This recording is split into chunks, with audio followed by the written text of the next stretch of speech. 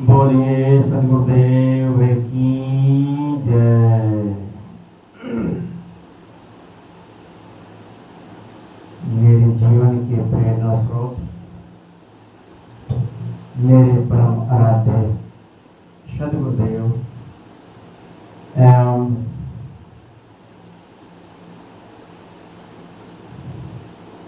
मंच पर विराजमान वंदनीय संत समाज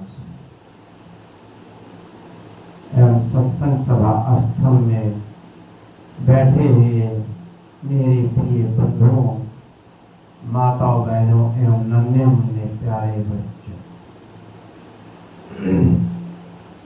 सदगुरु की एक बहुत ही प्रसिद्ध साखी कबीर कमाई आपने कबहू न निष्फल जाए। कबीर कमाई आपनी कबहू न निष्फल जाए। बोया पेड़ बबूल का तो आम कहाँ से खाए। बोया बीज बबूल का तो आम कहाँ से खाए। ये बहुत ही अपने मन को एकदम से झकझोर देने वाली साखी। राम ने भी कहा है, रामायण में लिखा है गोस्वामी जी ने, कर्म प्रधान विश्व कर राखा। कर्म प्रधान विश्व कर राजा, जो जस करे तस फल चाखा।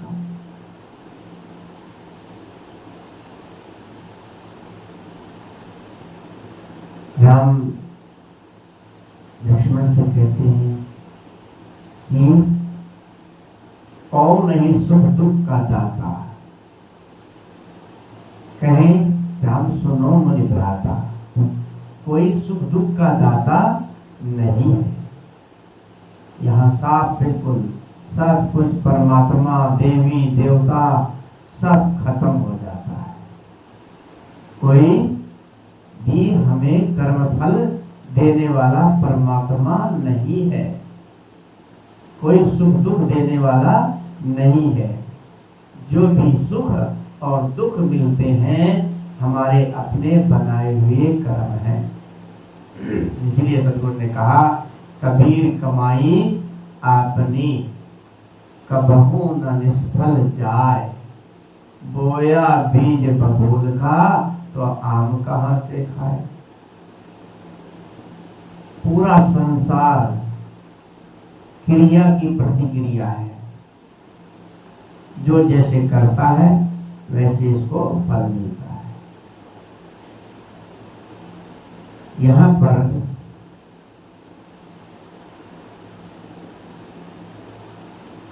इस साखे से हमें ज्ञान लेना चाहिए। क्या हमारे बुरे कर्मों का, जो हम बुरे कर्म करते हैं, उसका हमें कोई पाप लगता है? या अच्छे कर्म करते हैं तो उसका कर्म फल कौन देता है? अच्छा कर्म और बुरा कर्म क्या है?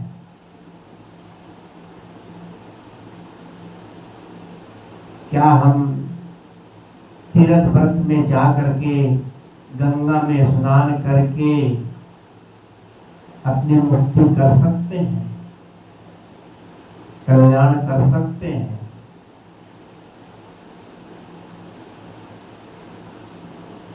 तीर्थ व्रत जाने से मन में पवित्रता जरूर आती है, पर कुछ देर के लिए।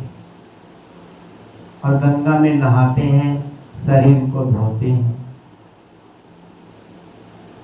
तो पवित्र क्या होता है? शरीर। मन तो पवित्र होगा जब हम अंतःकरण से अपने आप में तीर्थ में भी जाए तो मन को एकदम पवित्र रखना चाहिए। वहां नहाने से क्या धुलता है? शरीर धुलता है, मन नहीं धुलता।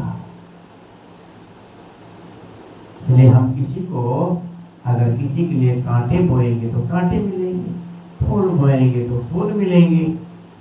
जो किसी को शक्कर देगा शक्कर मिलेगी, जो टक्कर देगा टक्कर मिलेगी। सदगुरु ने कहा कि एक डाली में फूल खिले, एक डाली में कांटे रे, कोई कारण होगा।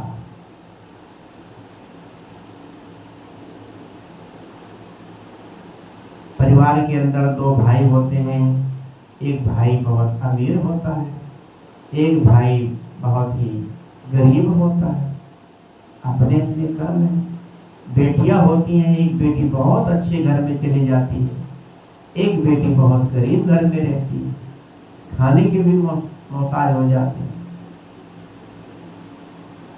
सबके स्वभाव में अंतर होता है, बहनों बहनों में भी स्वभाव में अंतर होता है।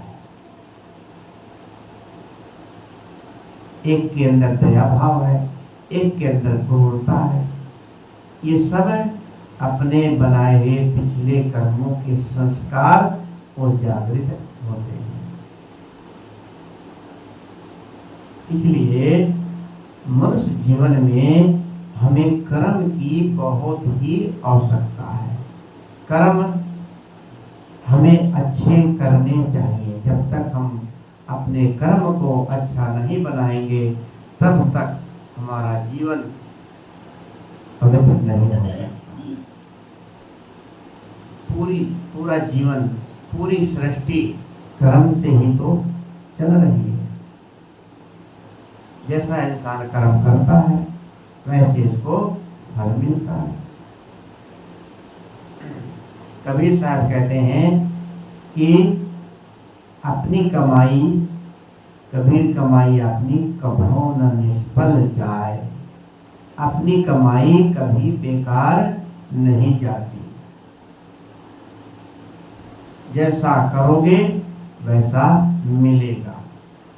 दुख, किसी को दुख दोगे तो दुख मिलेगा, सुख दोगे सुख मिलेगा। तो अपनी कमाई कभी निष्फल नहीं जाती। अगर हमने किसी के लिए दुख कांटे बोए हैं तो कांटे मिलेंगे, दुख मिलेगा। बोया पेड़ बबूल का, बोया बीज बबूल का, तो आम कहाँ से खाए। बोया तो हमने कांटे हैं, दुख कर्म खराब करे हैं।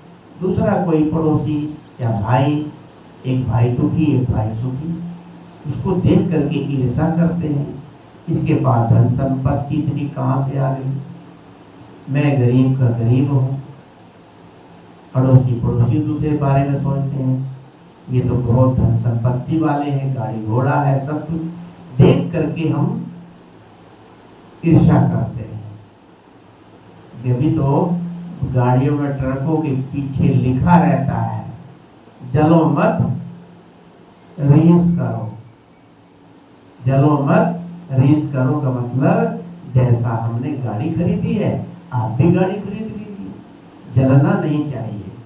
कितने लोग गाड़ी खरीद लेते हैं और दूसरों को जलाने के लिए। एक व्यक्ति ने मोटरसाइकिल ली या कार ली तो गली में चक्कर काट रहा है, चक्कर काटे जा रहा है, इधर से उधर उधर से उधर। तो एक बूढ़ा व्यक्ति बैठा था पड़ोसी ने कहा, भाई गाड़ी की मिठाई भी बांट दिया, सब खुशी हो गई, अब गाड़ी को क्यों बिना मतलब पेट्रोल जला रहे हो।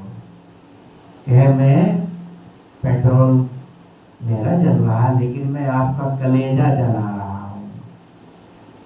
कितने लोग दूसरों को जलाने के लिए कि मैंने ये लिया वो लिया, अहंकार, पूरा संसार अहंकार में जल रहा है। इसलिए हमें अपने कर्मों को ठीक बनाना है।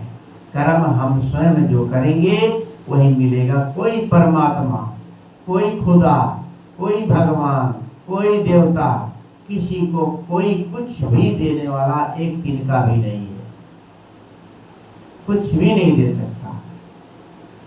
सब अपने भगवान जिनको कहते हैं उन्होंने भी अपने अपने कर्म भोगे। कहा कि 7 दीप 9 खंड में, 7 दीप 9 खंड में सब अपने कर्मों के भोग भोगते हैं, जितने भी देव देवता है, जितने देवी देवता परमात्मा जिनको कहते हैं, सबने शरीर धारण किया है, सब दे धरे को दंड। जिसने देह धारण किया है सबने सजा दंड भोगा है। राम ने भोगा, कृष्ण ने भोगा, विष्णु ने भोगा, ब्रह्मा ने भोगा, शंकर ने भोगा, और किसका नाम लिया जाए? जिनको आप भगवान कहते हो इन्होंने भी तो कष्ट झेला।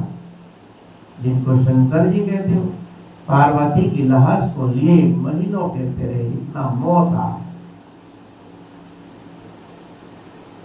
और कृष्ण जी जीवन भर अपने परिवार में से दुखी रहे, जूझते रहे, लड़ाई झगड़ा। एंड में आखिर में क्या हुआ? एक भील ने एक पेड़ के नीचे छाया में बैठे हुए थे, आराम कर रहे थे या समाधि में थे। एक भील ने समझा कि कोई छाया के अंदर, छाया में कोई हिरण बैठा है। वो लेटे थे, पैरों के ऊपर पैर रख करके ऐसे थे, तो उनके जो पैर में पदम कहते चमक रहा था, और समझे कि हिरण की आंख है। वहीं पर तीर साधा और वहीं पर तीर मारा, और उनके प्राण निकल गए। राम भी दुखी होकर के सरजू नदी में जाके जल समाधि ले लिया। तभी तो कहा है कि देवचरित सुनो हो भाई, ब्रह्मा सो दियो न साई। ब्रह्मा जी ने भी अपनी पुत्री के साथ भोग किया है देवचरित। दूजे सुनो मंदोदरी तारा, जे घर जेठ सदा लगवारा। जिनकी जो जेठ लगते थे उन्होंने अपने भाई की, बड़े भाई की पत्नियों को पत्नी बना के रखा। बाली मर गए तो उसकी पत्नी को सुग्रीव ने रखा, रावण मर गया तो उसकी पत्नी को विभीषण ने रखा।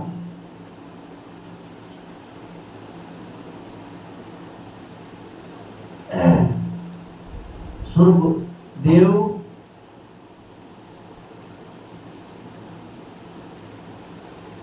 जितने भी देव देवता हैं सब ने अपने अपने कर्म भोगे। यहाँ पर आ जाती कर्म फल की बात। कृष्ण जी ने कहा है न कर्माणु ना फलेषु, गीता के अंदर लिखा हुआ है साफ शब्दों में। यहाँ पर पूरा श्लोक याद तो नहीं है, लेकिन थोड़ा हिंट है दे रहा हूँ कि गीता के अंदर लिखा है न कर्माणु ना फलेषु, न मैं कोई कर्म कराता हूँ, न कोई मैं फल देता हूँ किसी को। यहाँ गीता के अंदर लिखा हुआ है कि मैं किसी से कोई कर्म नहीं करवाता, न किसी को फल देता हूँ। हर आदमी अपने कर्मों का फल स्वयं भोगता है। तो यह साफ हो जाता है कि हमारे कर्म का सुख दुख का कोई भी दाता परमात्मा नहीं है, और हम स्वयं अपने कर्म बना के जन्म लेते हैं, मरते हैं। तभी सदगुरु ने कहा है ये तो स्वतः आप ही आपा, इसके कोई माई न पापा। इसको, ये तो स्वयं अपने आप है, इसके कोई माई बाप नहीं है। इस जीव को कोई माता पिता नहीं है। शरीर के माता पिता होते हैं, लेकिन इस जीव के कोई माता पिता नहीं होते।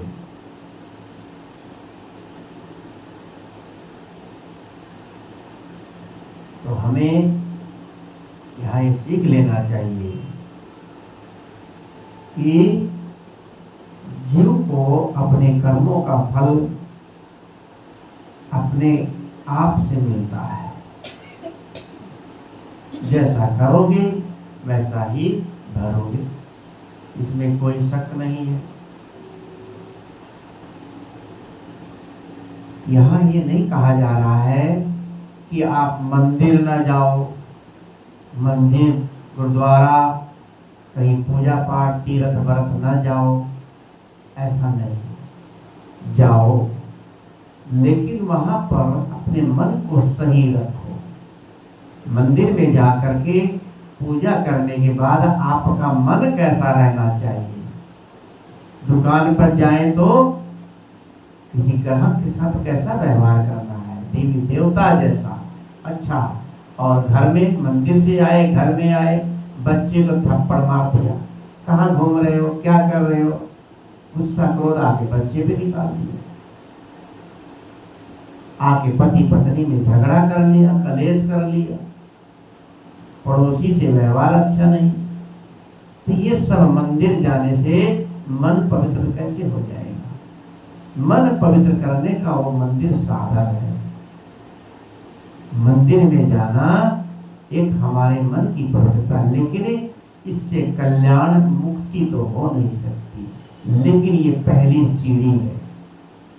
जैसे बच्चे को कैसे कबूतर, कैसे खरगोश पढ़ाया जाता है, अगर वो बच्चा कै कबूतर पढ़ता है, उसमें कबूतर की फोटो होती है, आम होता है, खरगोश होता है, तो बच्चा उसको पढ़ता है, रुचि लेता है।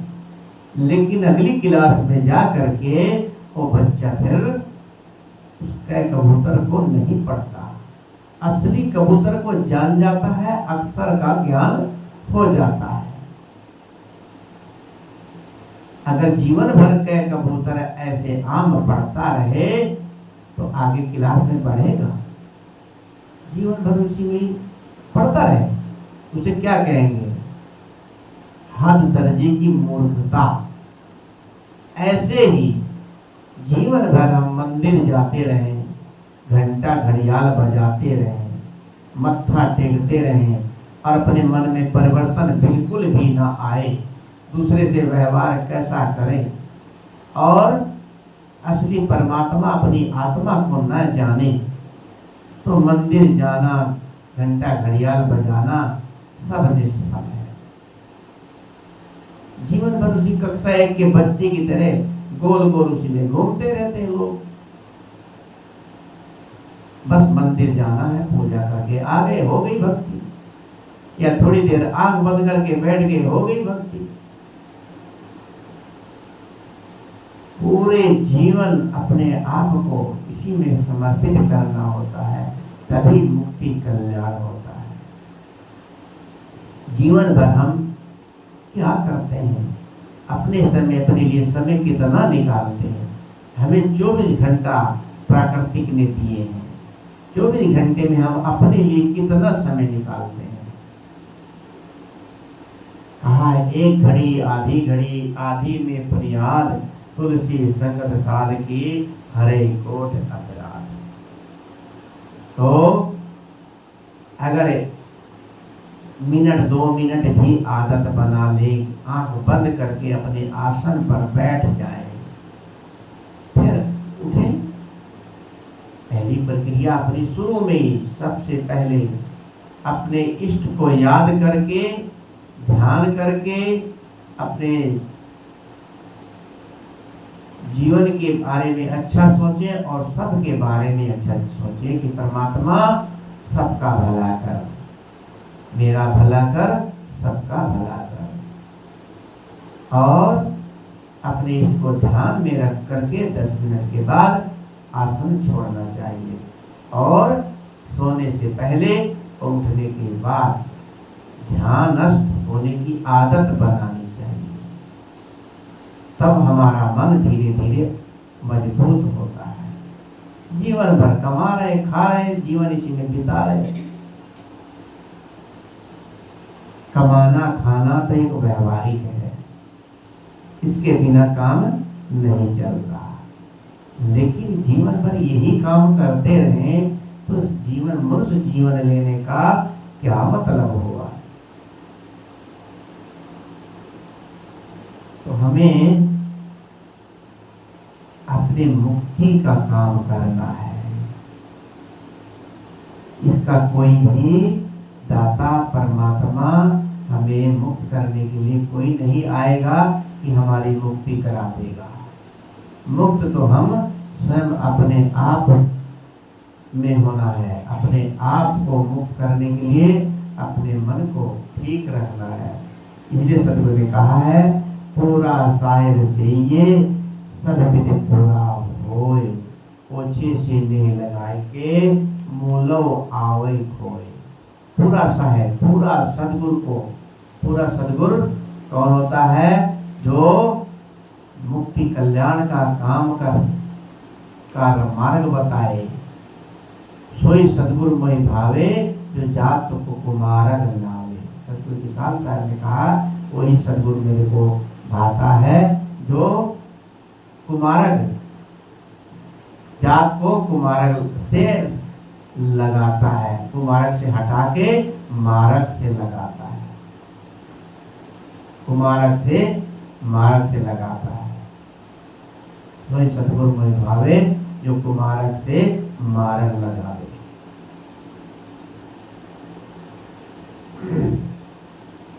तो पूर्ण सदगुरु की शरण में जाना चाहिए।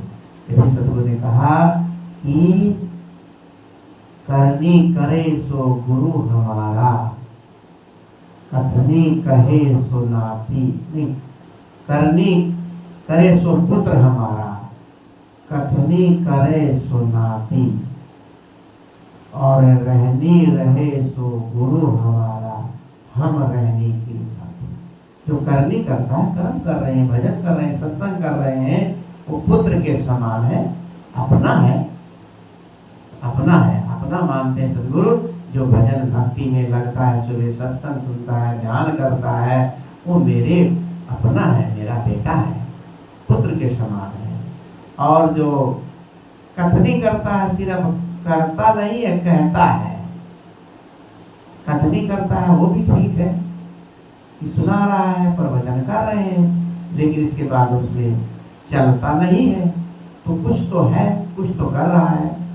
तो नाती के समान, नाती मतलब बेटा तो नहीं हुआ, अपना दूर का रिश्ता, बेटी का बेटा, नाती। और अभी कथनी करनी करके और रहनी में रहने वाला जो है, जो रहनी रहे सो गुरु हमारा, हम रहनी के साथी। जो रहनी में रहेगा वो मेरे गुरु के समान। कितने भावुकता आगे, कितने सदगुरुदेव विनम्र होकर के, समर्पित होकर के, कैसे भावना से लोगों को जगाने की चेष्टा करते हैं। अहंकार नाम की बिल्कुल चीज नहीं। जो बूझे सो गुरु हमारा, गुरु बनाने के लिए तैयार हो जाते हैं। जब सदगुरु ने कहा कि अब की पुरिया जो निवारे, सो जन सदा आनंदा। दादा भाई को लिखूं, दादा भाई को लिखूं, दादा भाई को लिखूं, चरण नवाऊं बंदा। सदगुरु कैसे नम्र कहते कि मैं आपको, मेरे दादा, मेरे भाई, मैं तुम्हारे चरणों की वंदना करता हूँ। अब की पुरिया जो इंसान का ये जीवन मिला है, इसको निर्वाह दो तो तुम्हारा जीवन सदा सदा के लिए आनंदित हो जाएगा, कल्याण हो जाएगा। इसलिए हमें पूरा सदगुरु चाहिए। तो हमें जीवन में एक अच्छे सदगुरु की जरूरत है। पूर्ण सद्गुरु वही होता है जो निष्काम भाव से रहता है। ये जीव चेतन आत्मा ये हमारी अनादि से भटकती आ रही है। इसी को हमें अपने मन को शांत करके मोक्ष कल्याण पद पाना है। इसलिए सदगुरु ने कहा है कि कबीर कमाई अपनी कभौ न निष्फल जाए, बोया बीज बबूल का तो आम कहाँ से खाए। तो अपनी कमाई कभी निष्फल, जितना भी हम करेंगे थोड़ी देर 10 मिनट 5 मिनट 2 मिनट 1 मिनट तो सब चीज़ का लाभ हमें मिलता है। इसलिए जीवन में यदि अपनी मुक्ति कल्याण का चाहते हैं तो अपना नित्य क्रिया का काम नियम संयम सब करना चाहिए। इसलिए कि अपने कर्मों को सुधारने के लिए सद्गुरु ने यहाँ कहा है। इसलिए हमें अपने कर्मों को कोई दूसरा नहीं सुधार सकता, हम स्वयं अपने कर्म को सुधारेंगे। बोलिए सद्गुरुदेव की जय।